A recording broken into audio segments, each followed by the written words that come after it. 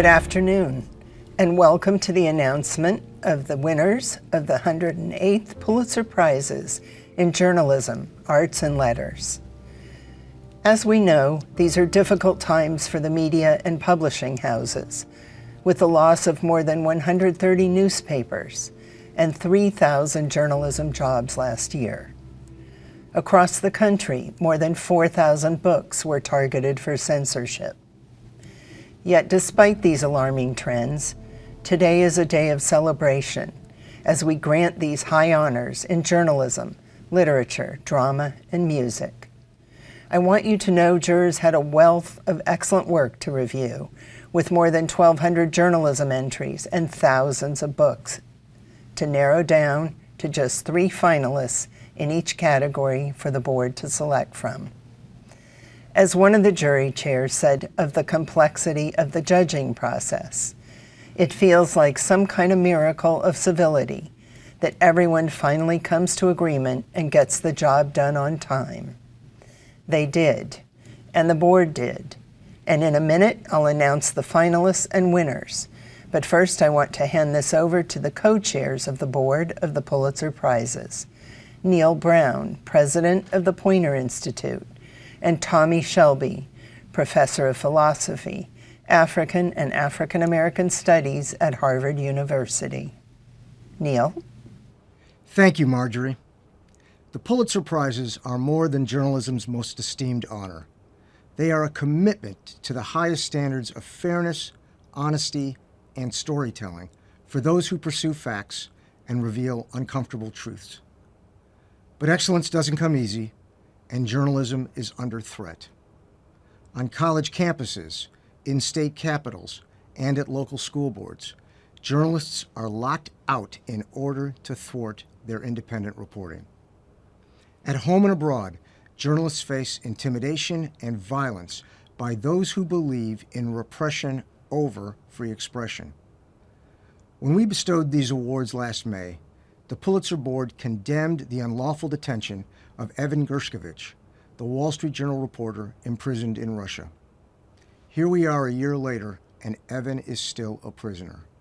This is outrageous, and the Pulitzer Board renews the call to free Evan. Free him now. From Gaza to Ukraine, from small towns to troubled city neighborhoods, courageous journalists aim to tell the stories of those who have too little power, and we seek to shine a light on those who have too much. Today, through the Pulitzer Prizes, we honor all who do this work, and we do so with gratitude. Now it's my pleasure to turn it over to Professor Tommy Shelby. Thank you, Neil. We are here to recognize not only excellence in journalism, but also to honor distinguished work in 6 book categories and in drama and music. Our mission is to celebrate the finest achievements in arts and letters, to promote independent and critical thought, and to foster freedom of expression. This year, we are thrilled to highlight a wide array of truly exceptional works of creativity and research. With remarkable depth and insight, these finalists and winners explore universal themes in refreshingly new ways. We are astounded by their explorations of the meaning of family and friendship, and their enlightening and sometimes heartbreaking stories about migration, disability, and illness.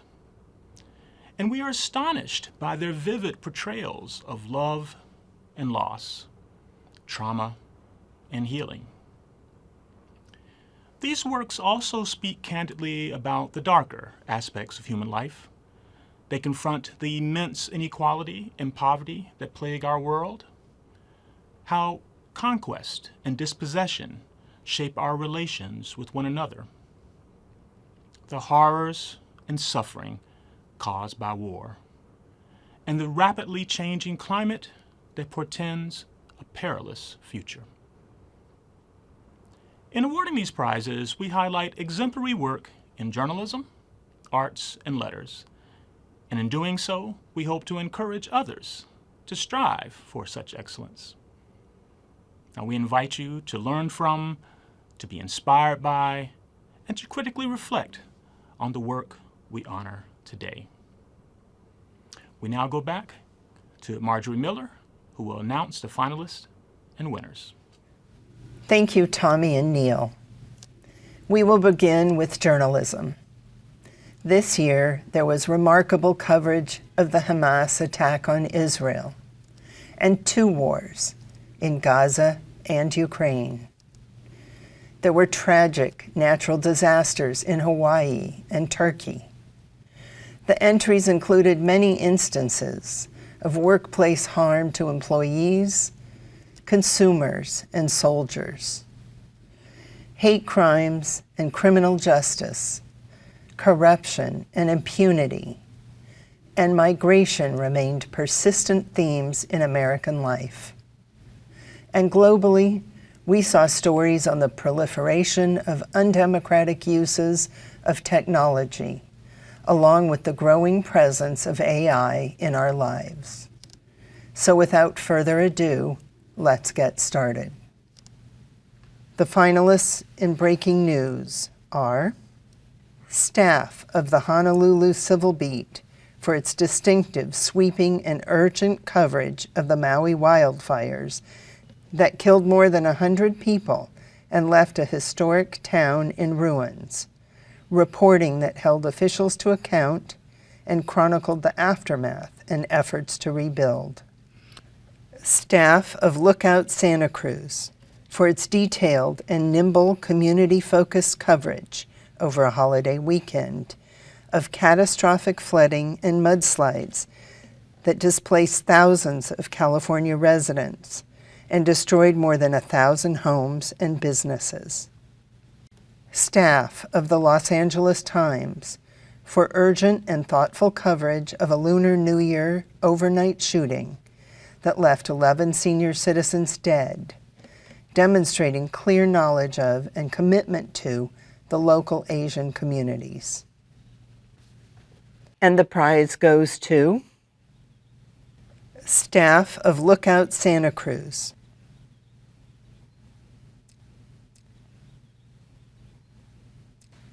The investigative finalists are staff of Bloomberg for a deep and rigorous investigation of how the U.S. government aided the global spread of gun violence, prompting the Biden administration to halt most gun exports for 90 days, while it reviewed the federal government's marketing relationship with gun manufacturers. Hannah Dreyer of the New York Times for a deeply reported series of stories revealing the stunning reach of migrant child labor across the United States and the corporate and governmental failures that perpetuate it. Casey Ross and Rob Herman of STAT for exposing how United Health Group, the nation's largest health insurer, used an unregulated algorithm to override clinicians' judgments and deny care, highlighting the dangers of AI use in medicine. And the prize goes to Hannah Dreyer of the New York Times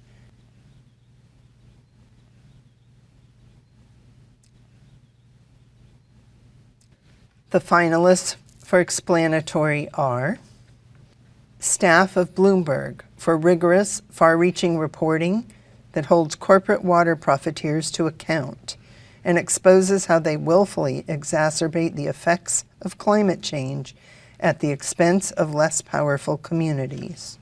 Sarah Stillman of The New Yorker for a searing indictment of our legal system's reliance on the felony murder charge and its disparate consequences, often devastating for communities of color.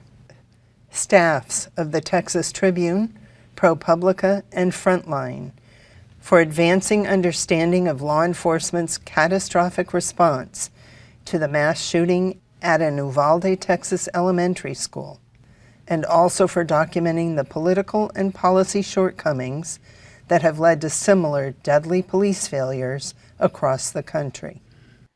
The prize goes to Sarah Stillman of The New Yorker.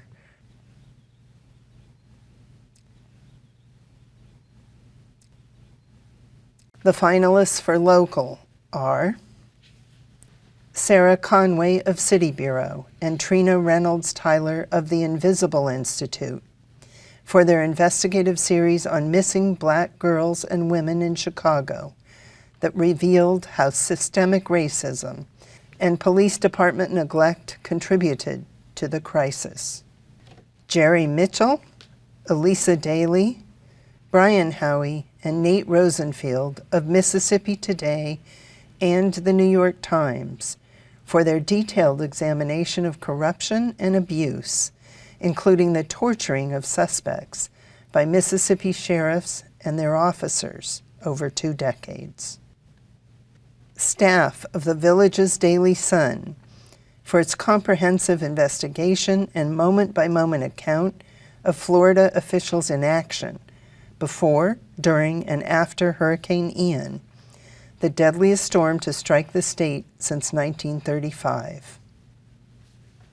And the prize goes to Sarah Conway of City Bureau and Trina Reynolds Tyler of the Invisible Institute. The finalists for National are Bianca Vazquez-Tones and Sharon Luria of the Associated Press for a deeply reported series on the corrosive effect of the pandemic on public education, highlighting the staggering number of students missing from classrooms across America. Dave Phillips of the New York Times for groundbreaking reporting that uncovered a pattern of traumatic brain injuries among U.S. troops from blast exposures caused by the weapons they were firing. Staff of Reuters for an eye-opening series of accountability stories focused on Elon Musk's automobile and aerospace businesses, stories that displayed remarkable breadth and depth and provoked official probes of his company's practices in Europe and the United States. Staff of the Washington Post for its sobering examination of the AR-15 semi-automatic rifle, which forced readers to reckon with the horrors wrought by the weapon often used for mass shootings in America. There are 2 winners in this category. Staff of Reuters. And the prize also goes to staff of the Washington Post. The finalists for International are staff of the New York Times for its wide-ranging and revelatory coverage of Hamas's lethal attack in southern Israel on October 7th, Israel's intelligence failures, and the Israeli military's sweeping, deadly response in Gaza. Julie Turkowitz and Federico Rios of the New York Times for their immersive and ambitious coverage of migration purgatory in the Darien Gap between Colombia and Panama. Staff of the Washington Post for a sweeping, on-the-ground investigation in India that exposed the methodical undermining of the world's largest democracy by Narendra Modi and his Hindu nationalist allies, who have deployed social media to foment hate and pressure American tech giants to bend to government power. The prize goes to staff of the New York Times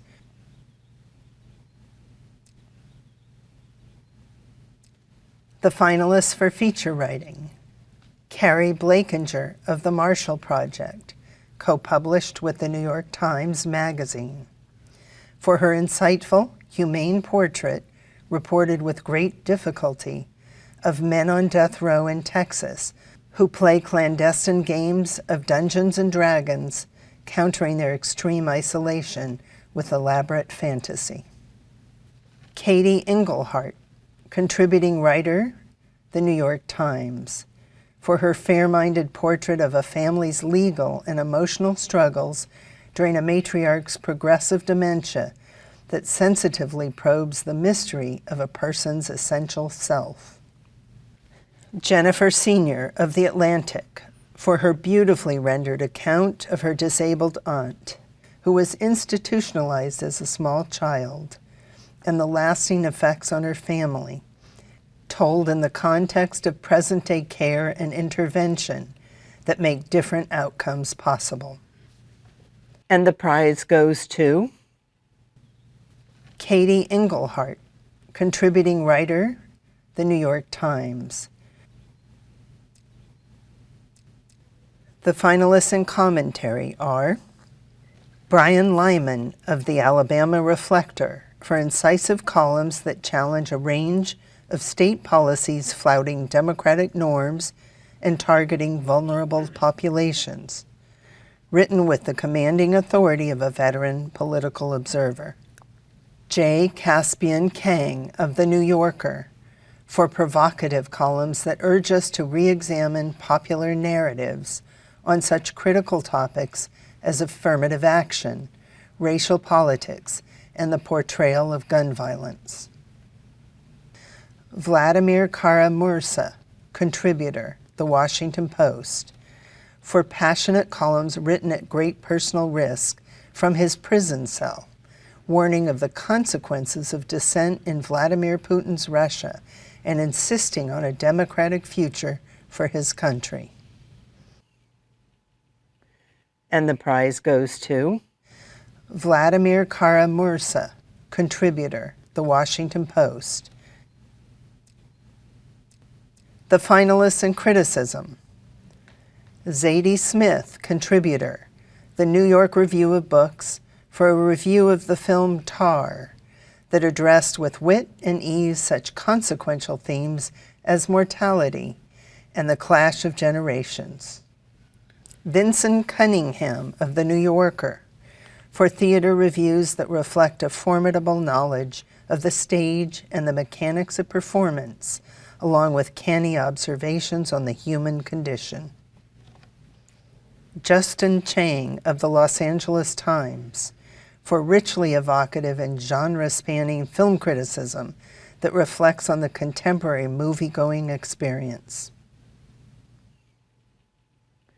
And the prize goes to Justin Chang of the Los Angeles Times. The finalists in editorial writing: Isadora Rangel of the Miami Herald for a scathing series that roots the city's multiple political scandals in a troubled local democracy and champions electoral reforms. Brandon McKinley and Rebecca Space of the Pittsburgh Post-Gazette for ambitious investigative editorials that examine a collapse in services for the homeless in Pittsburgh and the city's failure to account for millions of dollars meant to offer relief. David E. Hoffman of the Washington Post for a compelling and well-researched series on new technologies and the tactics authoritarian regimes use to repress dissent in the digital age and how they can be fought. And the prize goes to David E. Hoffman of the Washington Post.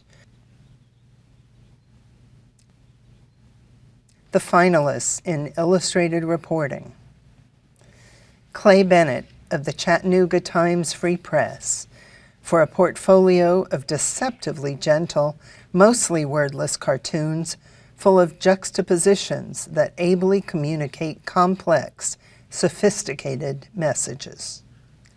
Madar de la Cruz, contributor, The New Yorker, for his visually driven story set inside Rikers Island Jail, using bold black and white images that humanize the prisoners and staff through their hunger for books.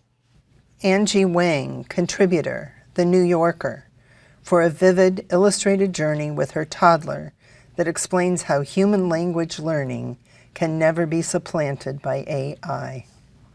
Claire Healy, Nicole Dunca, and Ren Galeno, contributor of The Washington Post, for masterful and sensitive use of the comic form to reveal the story of a great injustice to a group of Filipinos exhibited at the 1904 World's Fair in St. Louis, where some of them died.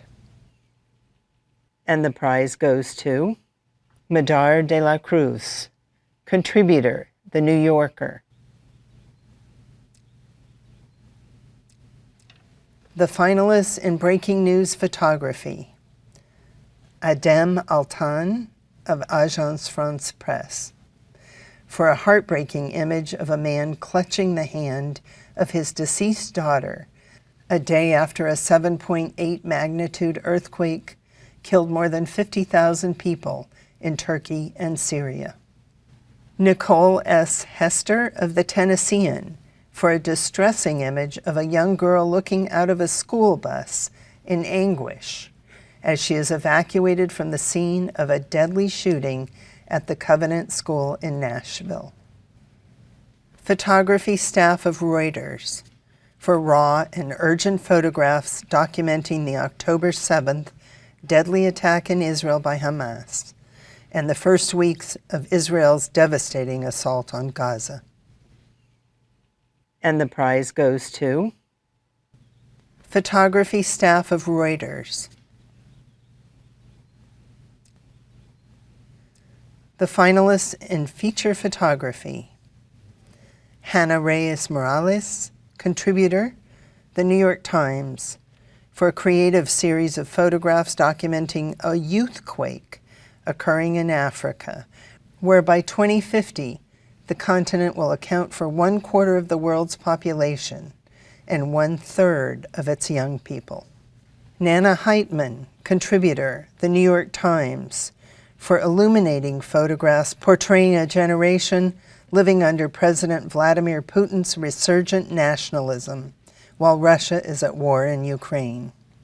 Photography staff of the Associated Press, for poignant photographs chronicling unprecedented masses of migrants and their arduous journey north from Colombia to the border of the United States. And the prize goes to photography staff of the Associated Press. The finalists in audio: staffs of the Invisible Institute and USG Audio, for a powerful series that revisits a Chicago hate crime from the 1990s, a fluid amalgam of memoir, community history, and journalism. Dan Slepian and Preeth Varathan, contributor, of NBC News, for their relentless 20-year investigation that resulted in a man wrongfully convicted of murder finally receiving clemency.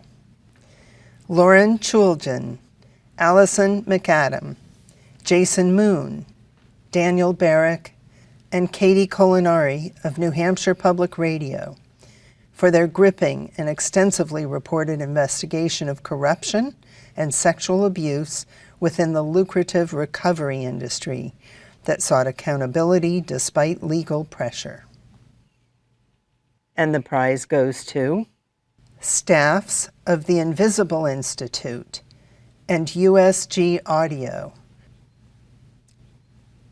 The finalists in public service: KFF Health News and Cox Media Group, for uncovering millions of cases in which the Social Security Administration overpaid beneficiaries, then demanded immediate repayment, imposing debts on elderly and disabled people who had already spent the funds.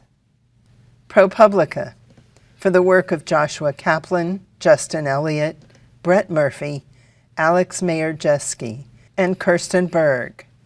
Groundbreaking and ambitious reporting that pierced the thick wall of secrecy surrounding the Supreme Court to reveal how a small group of politically influential billionaires wooed justices with lavish gifts and travel, pushing the court to adopt its first code of conduct.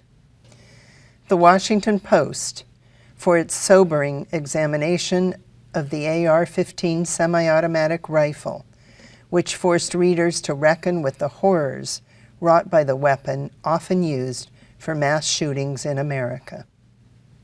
And the prize goes to ProPublica for the work of Joshua Kaplan, Justin Elliott, Brett Murphy, Alex Mayer-Jeski, and Kirsten Berg. Today, we also are awarding 2 special citations. First, the Pulitzer Board awards a special citation for the late writer and critic Greg Tate, whose language, cribbed from literature, academia, popular culture, and hip-hop, was as influential as the content of his ideas.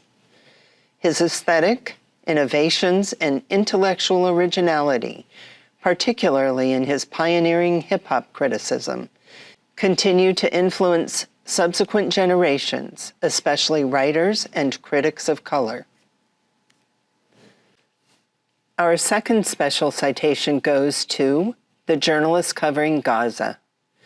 In recent years, the Pulitzer Board has issued citations honoring journalists covering wars in Ukraine and Afghanistan. This year, the board recognizes the courageous work of journalists and media workers covering the war in Gaza.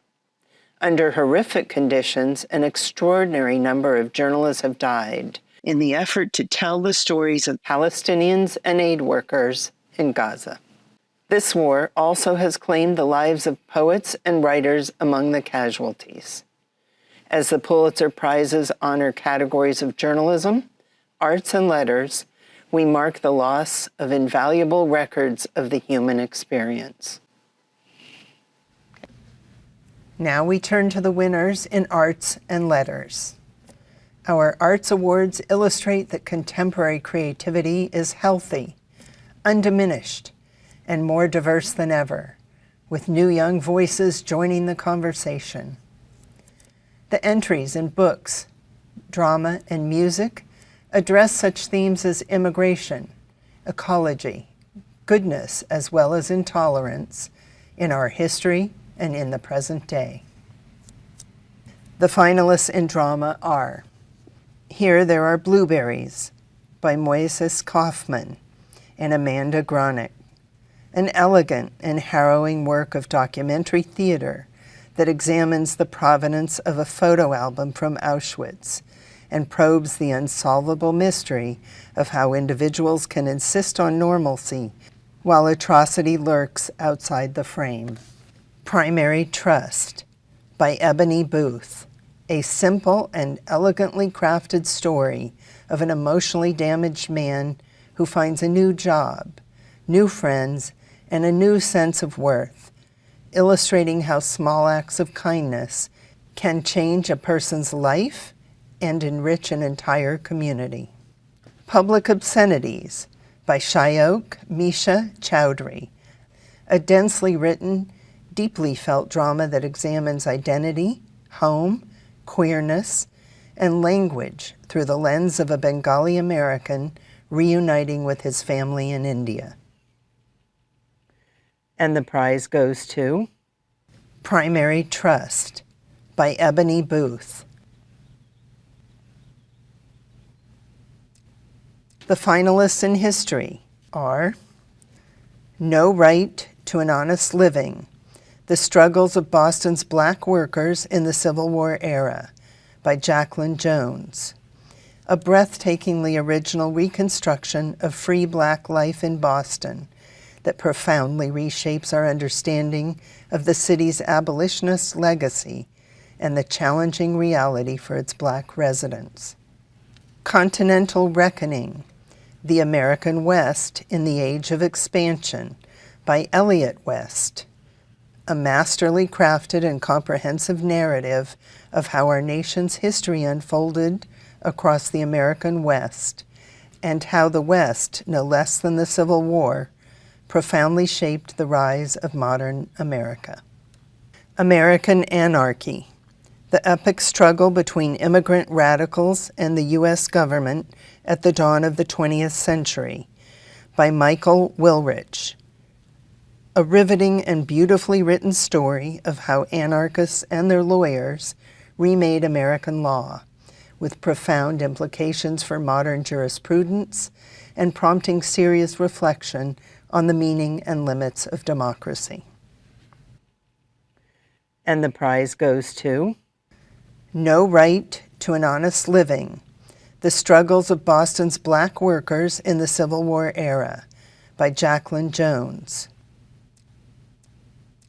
The finalists in Biography are Larry McMurtry, A Life by Tracy Daughtry, an insightful literary biography of the celebrated author written with brio and humor that evokes the Depression-era Texas of his youth and the myth of the American West that he dedicated himself to exposing.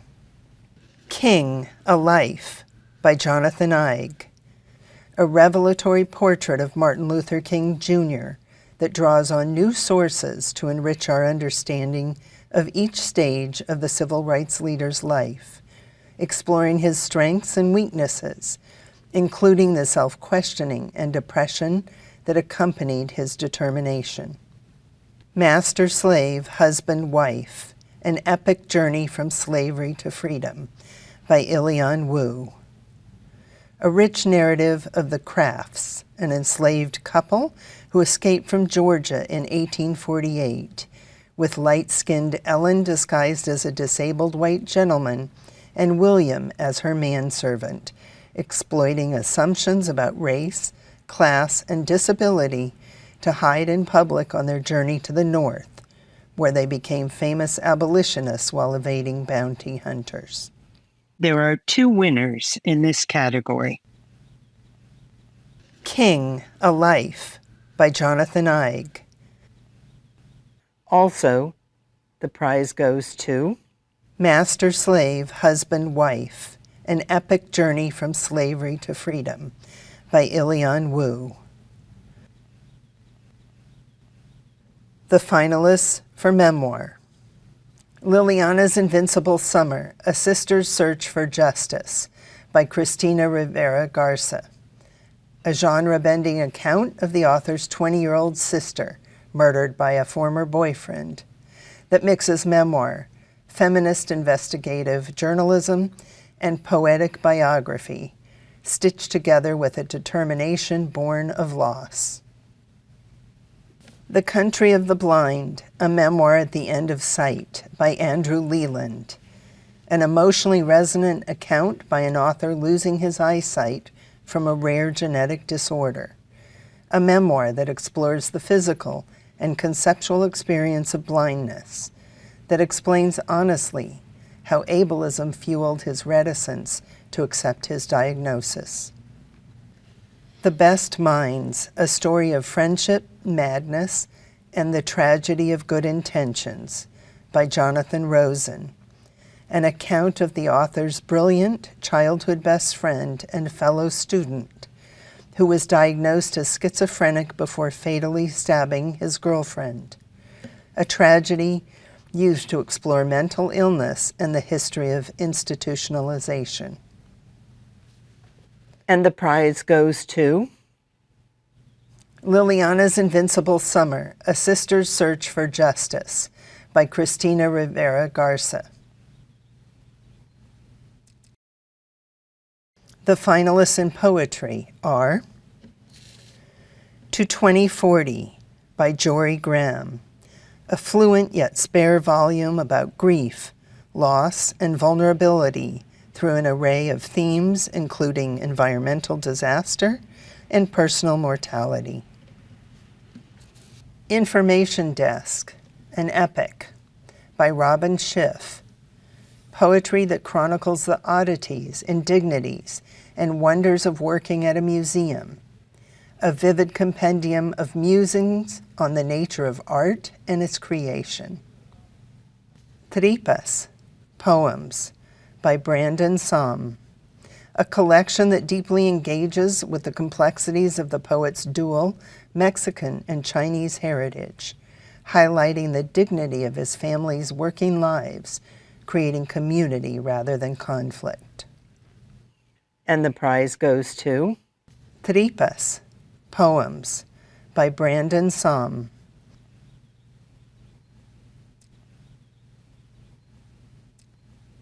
The finalists in general nonfiction: Fire Weather, A True Story from a Hotter World by John Valiant.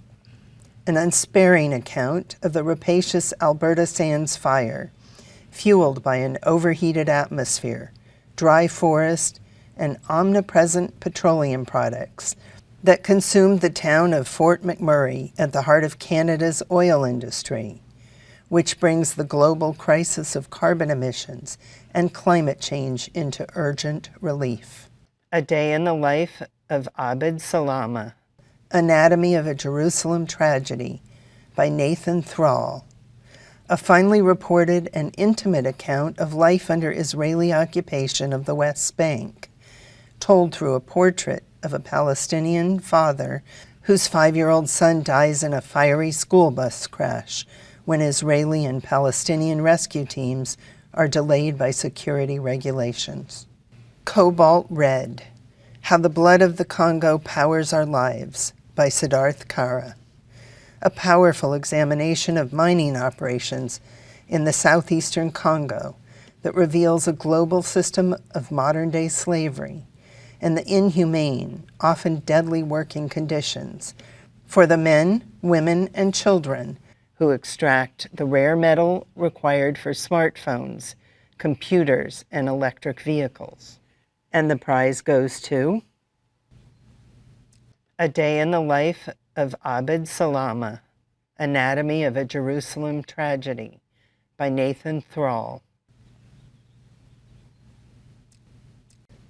The finalists for music: Double Concerto for Esperanza Spalding, Claire Chase, and Large Orchestra by Felipe Lara.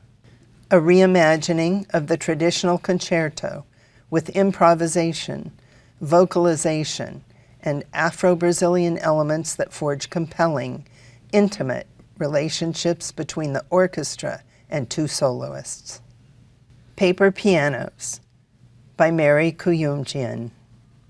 A socially urgent multimedia work that boldly melds music and audio documentary with first-person stories of refugees, exploring how music serves as solace and inspiration under conditions of displacement. Adagio for Wadada Leo Smith by Taishan Sori.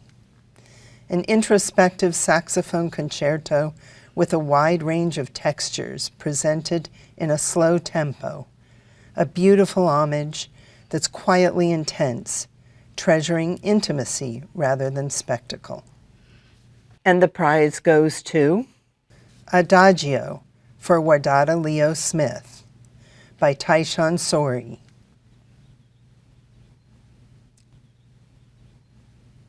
The finalists for fiction are Night Watch by Jane Ann Phillips, a beautifully rendered novel set in West Virginia's Trans-Allegheny Lunatic Asylum in the aftermath of the Civil War, where a severely wounded Union veteran, a 12-year-old girl and her mother, long abused by a Confederate soldier, struggle to heal. Wednesday's Child by Iyun Lee, an affecting volume of thematically and stylistically connected stories that are set around tasks carried out by caretakers of the infirm and mothers struggling to carry on after the death of a child. Work that mixes grief with gentle humor. Same Bed, Different Dreams by Ed Park, an inventive postmodern novel that moves from the brutal Japanese occupation of the Korean Peninsula to a lonely Korean-American boy's passion for the buffalo sabers. Interlinked narratives that jump historical and imaginary time zones with humor, sorrow, and irreverence. And the prize goes to Night Watch by Jane Ann Phillips.